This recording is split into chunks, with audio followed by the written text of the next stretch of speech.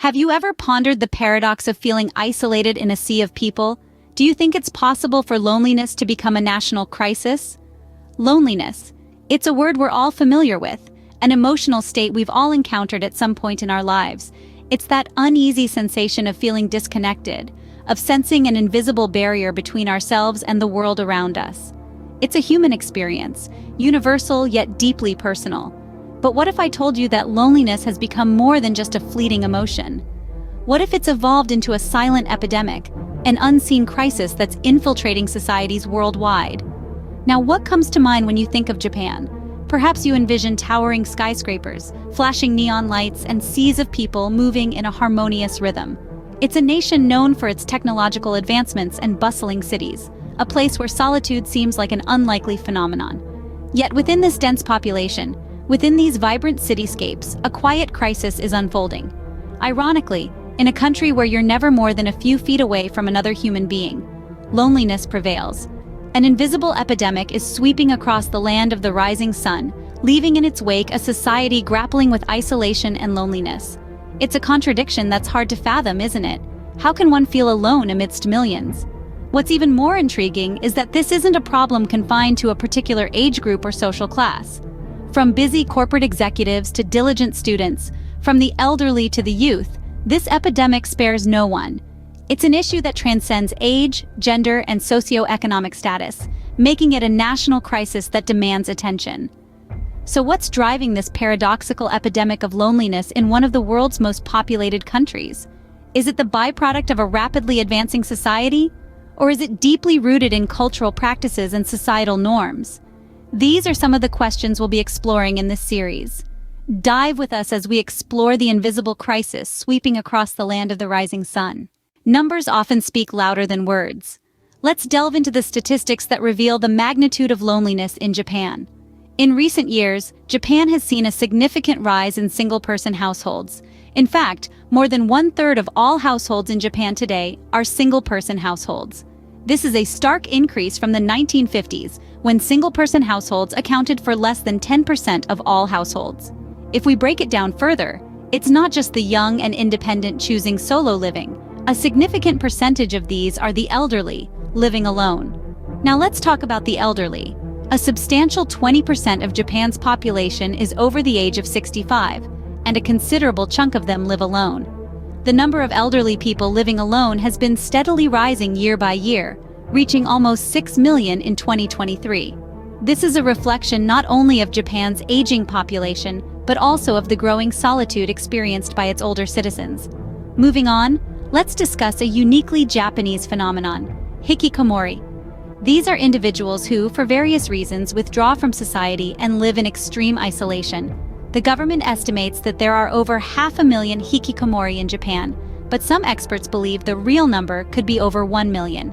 That's about 1% of Japan's total population living in self-imposed seclusion. It's important to note here that these numbers are not just about people choosing to be alone. Many are forced into solitude by circumstances beyond their control, such as economic difficulties, mental health issues, or societal pressures. And this solitude often leads to loneliness, a feeling of being disconnected and isolated from the world. As we delve deeper into the issue, it becomes apparent that loneliness in Japan is not a minor problem.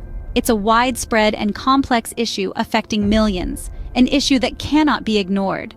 These figures are not just numbers. They represent people, their lives, and their solitude.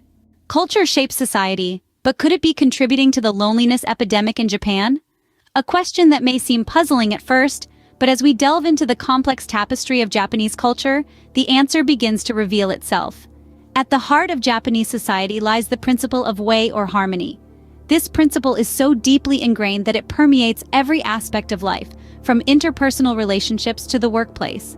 In striving for harmony, individuals often suppress their personal feelings to avoid conflict or discomfort for others. This suppression, while maintaining societal peace, can lead to bottled-up emotions, and in turn, feelings of isolation and loneliness. Equally significant is the cultural reluctance to openly express feelings. In Japan, there's a saying, hon to tatame, which roughly translates to true feelings and facade. It refers to the contrast between a person's true feelings, hon, and the behavior and opinions one displays in public, tatame.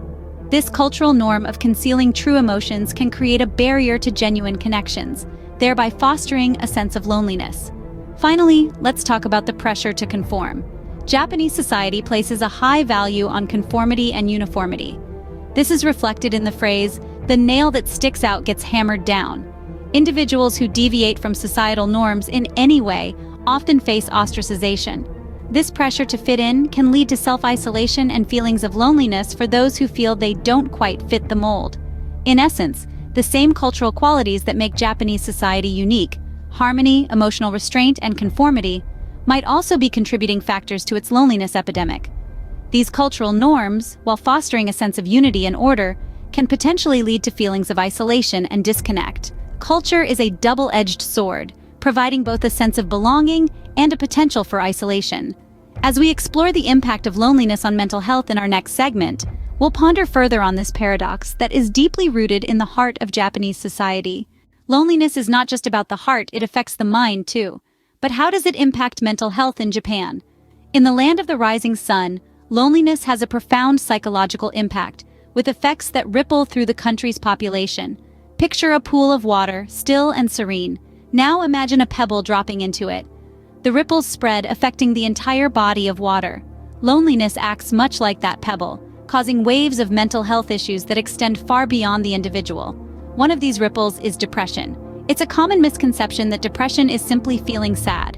In reality, it's a complex condition that can drain the joy from life, making even the simplest tasks seem insurmountable. In Japan, it's estimated that 1 in 5 people suffer from some form of depression, a statistic that has been linked to the nation's high rates of loneliness. Another ripple is suicide. Japan has one of the highest suicide rates among developed countries. Each year, thousands of people, young and old, make the heartbreaking decision to end their lives. This is seen as a direct consequence of the intense loneliness and isolation many Japanese citizens feel. These rates are not just numbers. They are mothers, fathers, sons, daughters, friends, and colleagues. Each one is a life cut short, a story left unfinished, a ripple that affects countless others. But why is this? Why does loneliness have such a devastating impact on mental health? At its core, the human mind is social. We are wired for connection. When we are isolated, our brain perceives this as a threat, triggering a stress response that can lead to a host of mental health issues. So what happens when a culture that values self-reliance and stoicism collides with a human brain that craves connection? The result, as we see in Japan, can be a mental health crisis fueled by loneliness. The mind, like the body, thrives on connection. When that's missing, the consequences can be severe. The question now is, how can Japan address this loneliness epidemic? The answer isn't straightforward, but there are several potential solutions that could make a difference. One such approach is fostering community-building efforts. In a society where individualism often takes precedence, creating spaces for connection and interaction can help combat feelings of isolation. It could be as simple as organizing neighborhood events, promoting volunteer work, or even setting up communal spaces in residential areas where people can gather and socialize. Another key aspect is amplifying mental health awareness. In Japan, there's a significant need to destigmatize mental health issues and promote open discussions about loneliness. This could involve launching public health campaigns to educate citizens about the signs of loneliness and its impact on mental health. Schools and workplaces could also play a role by incorporating mental health education into their programs and providing support for those struggling with loneliness. Policy changes are also essential. The government could implement policies that support work-life balance, preventing overwork and providing more time for individuals to engage in social activities. Additionally, investing in mental health services, such as counseling and therapy, could ensure that those grappling with loneliness have the resources they need to cope and recover. Of course, these solutions aren't mutually exclusive. A multi-pronged approach that combines community building, mental health awareness, and supportive policies is likely the most effective way to address the loneliness epidemic. In conclusion, there's no quick fix for loneliness in Japan. It's a complex issue that requires a comprehensive and thoughtful response. But with the right strategies, it's a challenge that can be overcome. Addressing loneliness in Japan or anywhere requires understanding, empathy, and collective action. It's time to break the silence on this unseen epidemic.